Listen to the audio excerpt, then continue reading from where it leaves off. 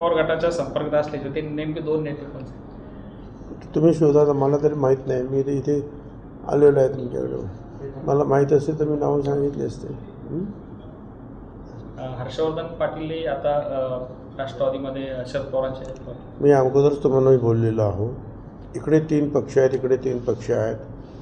दोघांना तिकीट मिळणार आहे, एक इकडून एक इकडून. ज्यांना तिकीट नाही मिळणार ते इकडचे तिकडे, तिकडचे इकडे जे आहेत ते जाणार आहे. इकडे पण आयराम गयाराम होणार आहे, तिकडे पण आयराम गयाराम होणार आहे. तर त्याच्यामध्ये फार आता काही नाविन्य आहे असं काही वाटण्याचं काही कारण नाही. आता आणखीन जोरात काही लोक जे आहेत, एखाद्याच्या वाट्याला एखाद्या पक्षाच्या वाट्याला ती जागा येते, परंतु त्याच्याकडे उमेदवार जर योग्य नसेल, मजबूत नसेल, तर दुसरीकडचा तो उमेदवार ते कोण इच्छुक असेल तर त्याला ते घेणार. तर अशा प्रकारे सगळीकडे आता होणार आहे ते. ठीक आहे, गेलेत ना म्हणून कशासाठी तरी गेलेत ना.